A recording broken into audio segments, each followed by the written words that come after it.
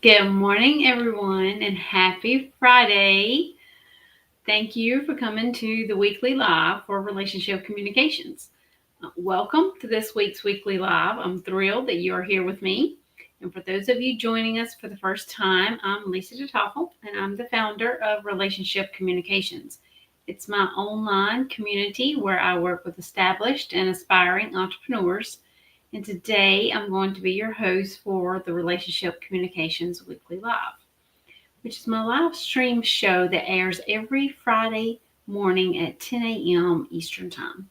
So I do hope that you will add that to your calendar and make plans to join me every Friday morning at 10 a.m. Eastern Time. And my goal here is to share tactical and practical information to help you get where you want to go faster than you can go on your own. I've been an entrepreneur for 7 years and I've made many mistakes, and I'm here to tell you I can help you move faster through them by sharing what I've learned through my experiences. So let me know if you're here live. Say hello. Let me know where you're coming in from. We are streaming in various different places: Facebook, YouTube, all the things. So if you are joining us today on YouTube, please go ahead and hit that subscribe button or ring the bell so you can be notified every time that we do go live. And we do go live several times throughout the week, each week. So, and today we are going to be talking about Tame Your Imposter Syndrome, or Tame the Gibberish. If you've been around a while, you know that I like to call the voices in your head gibberish, and that's what we're going to be talking about today. But before I jump into our topic, I would like to introduce myself. So when I was a preschool teacher back in 2017 and 25 years prior to that, I dreamed of working from home. But I had been through 2 messy divorces and been a single mom twice, and it didn't seem possible at that time. I was the breadwinner for my household and was scared to take the chance to do anything on my own. I met my husband in 2012, and that is when I could see the possibility of my dream coming true. However, it was not an easy task. So, with my husband's support, I started a training program to learn how to be a virtual assistant in 2018, which showed me how to start my own business as well. At the end of that program, I had a couple of clients and have continued to grow my business, and now the Tiger Eye Solution team that was established in 2021 every single year. So my life looks a whole lot different now than it did back then. This is me and my husband Jeff, our children Caleb, Matthew, and Alyssa, and our 3 grandchildren, John, Price, Hattie, and Anakin. So yes, things look a whole lot different today than they did back then. So we're going to dive into Tame Your Imposter Syndrome, okay? So today we're talking about imposter syndrome, or the gibberish, as I like to call it, which is really tricky and can be slippery. It's something that can get in your way, and it doesn't go away. I have been a VA for 7 years, and I don't tend to have imposter syndrome as much as I used to, or about being, about my business, about being a virtual assistant. I do have imposter syndrome or gibberish about other things in my life.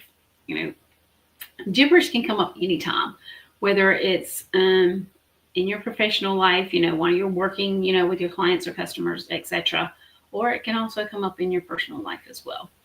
And I've had it in both areas. So, and I'm sure you may have had that too. So I really want to talk about where this stems from. I want to talk about why being authentic is a superpower and how it takes a lot of pressure off and it puts the gibberish in its place. We're going to dive further into that. Any questions or comments you may have, please put them in the chat. I'd love to answer them for you. Okay, so let's dive on into this idea of gibberish, or the imposter syndrome, taming your imposter syndrome. So I have talked to others that started a business that failed. For example, a friend of mine had an online baby gift boutique. She shared it was successful in a lot of ways, but not financially. When she first started that business, she had huge gibberish going on, or imposter syndrome going on. She thought it was important to create a barrier between herself and her customers, because she didn't want them to know, that finances were not where they needed to be. And it was just her. She didn't want them to know it was just her running that business, and not her and a bunch of employees, etc., etc. She was the business. She was the only one working the business. She wanted them to think she had a big bustling business, and people could trust the business, all the things. Then she started to put a lot of systems in place to hide herself. She created email campaigns, marketing, all the things, or she had automations in place. We'll put it that way. She set up automations for her emails, like info at blah, blah, blah support.com or something. So she was using I don't want to say fake, because it wasn't fake. They still reached her, but it wasn't a professional business type of email. Okay. We've talked about emails in the past, like my business email is lisa@tigereyeSolution.com. So that is my first name and the exact name of my business in my email address, right? Well, this type of email address is not stating the person's name or the name of the business. It's info@blah.com. Info@support. In other words, if you need support purchasing your items, email them, right? And she just created a bunch of layers, and the truth was, here's what happened. One day she answered the phone. The person on the phone said, "OMG, I can't believe you answered, oh my goodness, I couldn't believe you answered the phone. I love your store. Your gifts are so wonderful, and your daughter is so cute." My friend was surprised by the person on the phone. The person on the phone knew her name, knew her daughter's name, all the things. And they were a repeat customer as well. So they bought from her more than just one time. My friend recognized the person's name, and that's when all the gibberish started, right? And she said all the gibberish was so loud that it caused her to hurt her success factor. That's not a good place to be, right? When you're trying to be successful in a business. Hello, Robert. Thank you for joining me today from Brooklyn, New York.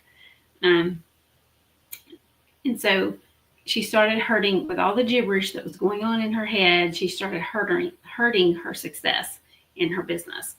And it was a valuable lesson for her to hear the enthusiasm in the customer's voice when she was talking to her on the phone. So over the years, my friend has found many ways to create the connection, because that's what's important in business. Creating a connection. Let me repeat that part so you don't miss it.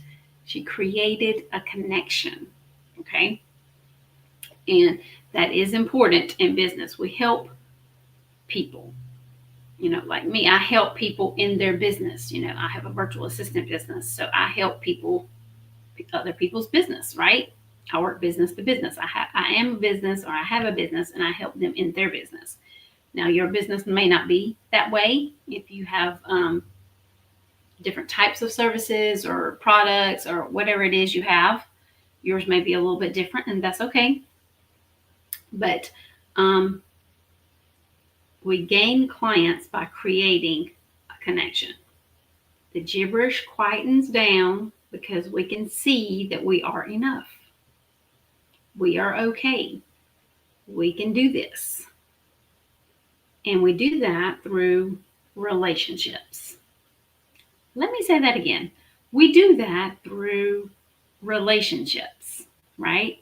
And what's the name of the group? Relationship Communications. So we're hitting on both of the words that actually names our group, relationships and communication. Very important, very important. Okay, so again, you're going to be okay. You are enough. You can do it. And you do it through building relationships. So let's take 3 areas that we're going to talk about that will get you into action, okay? Number 1 is voicemail.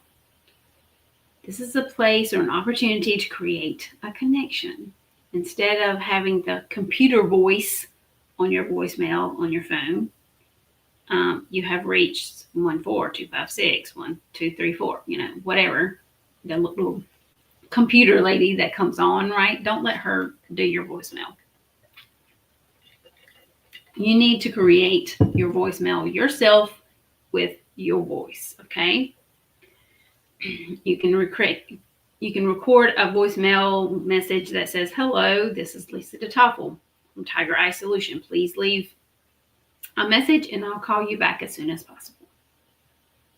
It's a way to create, something as simple as that. You can get more creative and add more to it if you like, or if that would be beneficial for your specific business, that's fine.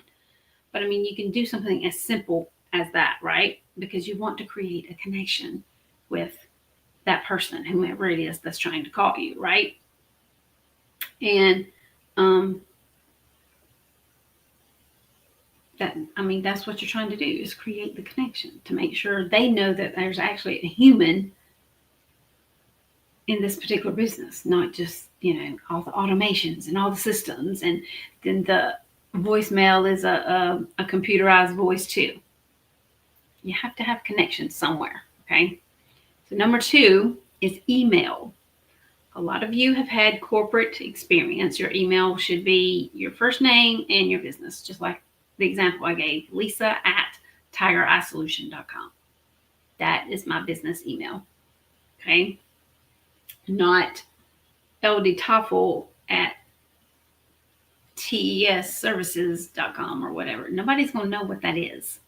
That's not my name. It's my last name, but they don't know who I am, what my first name is, because I don't even have Lisa in that, right? And they don't know what TES is. TES is abbreviating Tiger Eye Solutions, but they're not going to know what that is, right? So it's, just Lisa. Just put Lisa@TigerEyeSolution.com. Put your first name at whatever the name of your business is. That's the kind of email you should have for your business. In other words, you should have a domain for your business. GoDaddy, you can get them really cheap at GoDaddy if you need to purchase a domain. If you don't have one currently for your business, you can get them at a really reasonable price at GoDaddy. You can purchase your domain, and it doesn't matter if you're going to use that domain to create a website or not. You're going to use that domain to create an email address for your business, a business email address, okay? So it creates a connection. It removes a layer of facade between you and the customer, and people can be able to reach out to you. So in my email signature, I use my name, my email, my phone number. My website, I think, is also there. If you don't have a website, that's okay. You can add that later on down the road. If you're going to have one later, that's fine. You want to be as accessible as possible. People do take advantage of this, especially if you have all your contact information in your email signature at the bottom of the email. You would be surprised how many people actually take advantage of that by being very appreciative that you have all your contact information in your email signature. I have my name, I have my phone number, my email address, and my website, all in my email signature. And if you don't have all those different things, it's okay. Put what you do have. Okay, at least your name, your email address, and a phone number. Everybody should have that much, right? So include all that. So when you're speaking to someone, you should use everyday language to illustrate the points of how you can help them, etc. For me, I could be talking to someone and they said they want to start taking credit cards in their business. That's doable, right? And I could start saying things like merchant account, API, blah, blah, blah. The list goes on. And sound like I'm, the smartest person in the room, but however, they're not going to know what I'm talking about, right? So I created a barrier between me and that person by using jargon words, is what they're called. Okay, they want to start using credit cards to accept payments in their business. That's perfectly fine. I can help them with that. I can get that set up for them. However, when we're discussing it and talking about it, I don't need to use all that jargon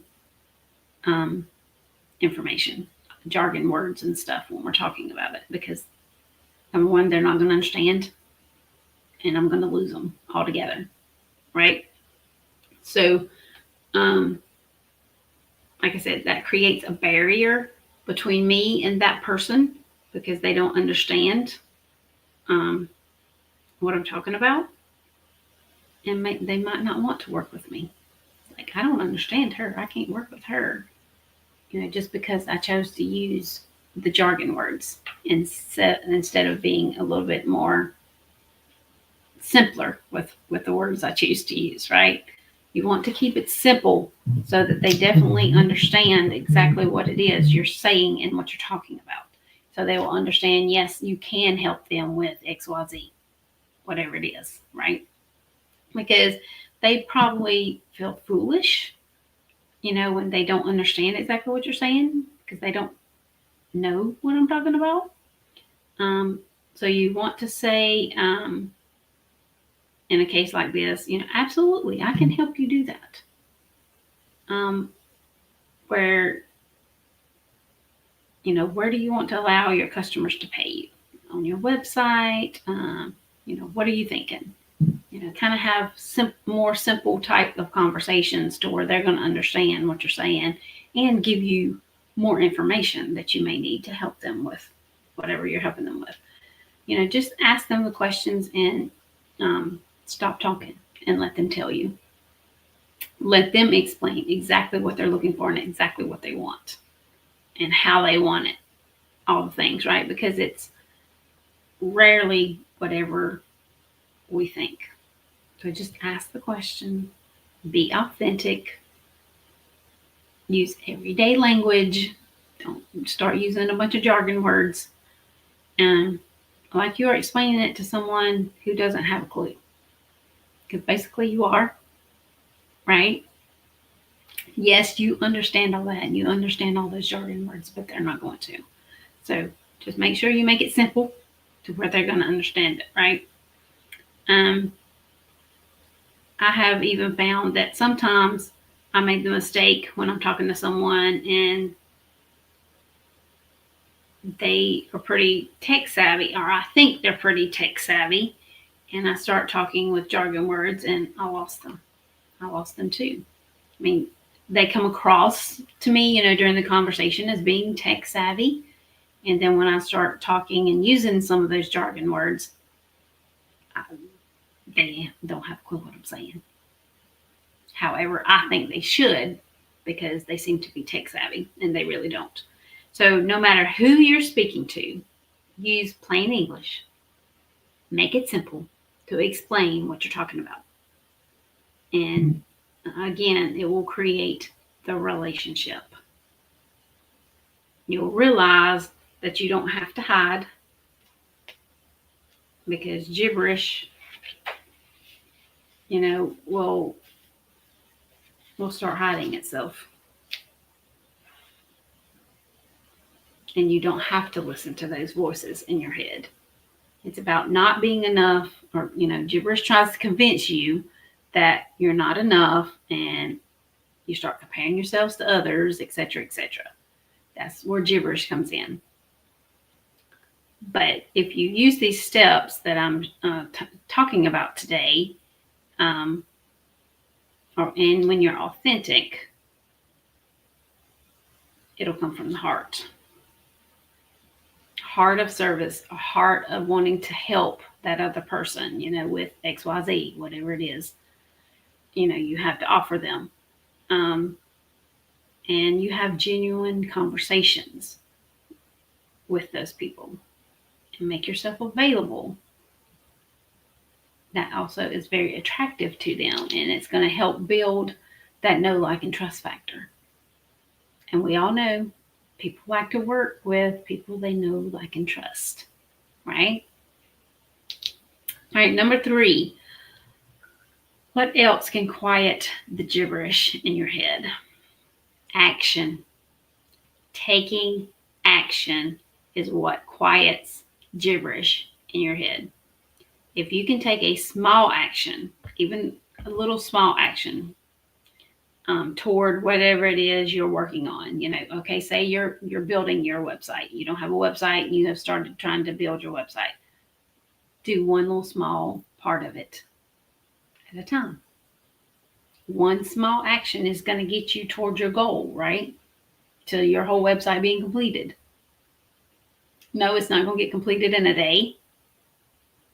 But if you take one small action each day towards it, the whole thing being completed, then you're going to reach that goal, right? So take one small action toward whatever it is you're working on, because once you take action, you have something to celebrate. Celebrate each action that you take, each step that you take, okay, say if you're building a website and you worked on your about page today and you completed it, you need to celebrate that. That's a win, okay? You completed one whole page of your website, the about page, and that's awesome. So definitely celebrate that, okay? It doesn't matter how big or how small the action is that you do, you still want to celebrate it. Sometimes I may spend time on the weekend working on a small project here around the house or something. And I can do the same thing. If I complete one small portion or piece of that project, I can celebrate that, because that's gets me one step closer to that project being done, right? And you can do the same thing. Pick one project that you want to work on. It could be something as simple as designing a business card. If you don't have a physical business card, I highly recommend you do have one, especially if you network in person like I do. And even, when you're out and about, if you go out to dinner or you go out shopping or, whatever, you should have physical business cards that you could hand someone. I mean, normally in casual conversation, what you do for a living could come up, right? That question could come up between you and the person you're talking to. And of course, you're going to tell them, but you'd also be doing yourself a favor by handing them a business card with all your information on it about what you did, right? And I get it. I know there's digital options. I totally get that. However, putting something physical in their hand is going to help them remember you a whole lot more than just sharing something digital with them over the phone. You may have a digital card on your phone, and that's perfectly fine. You can share that with them if you want. But which one are they most likely going to see again later? What's on their phone or something that's in their hand? They have a lot of different stuff on that phone. They really do. Even I do. I don't use a digital business card at all. I have physical business cards that I prefer to use. Now, if I need to text it to someone, I can take a photo of it. That's perfectly fine. They still have all my information, right? So make sure you I lost my place there in my notes. Pick one project that you want to work on. And like I said, it can be anything, just like going into Canva and designing a business card. You just want to get across one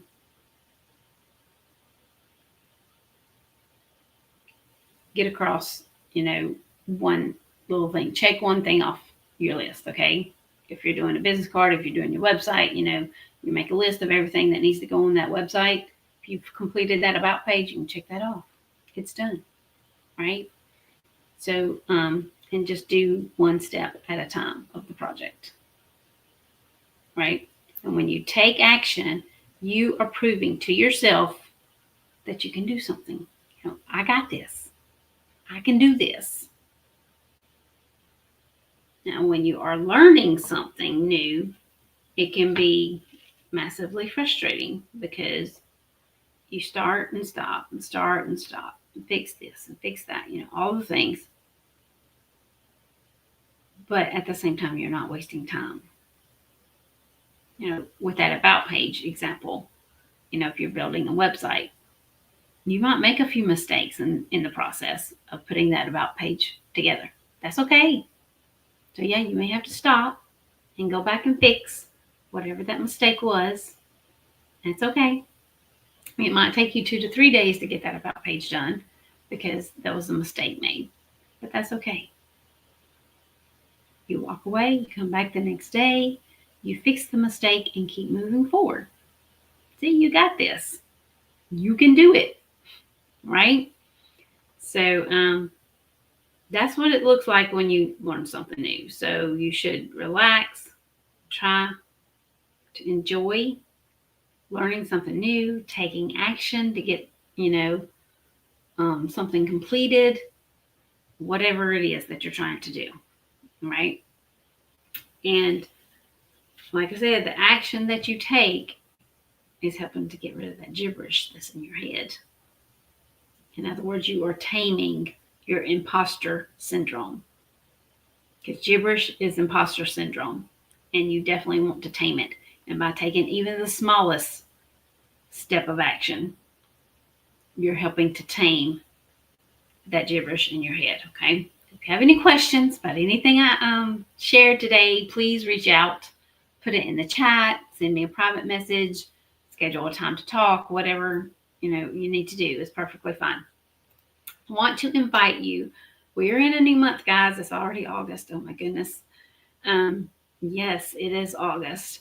So our next relationship communications networking mixer takes place on August 26th at 6 p.m. Eastern Time. So I hope you will put this on your calendar and make plans to attend our next networking mixer, which is August 26th at 6 p.m. Eastern.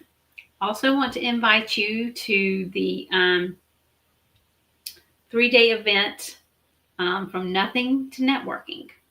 It starts on September the 10th. It's part of it's the Networking Method Launchpad, and also part of the Networking Method Academy.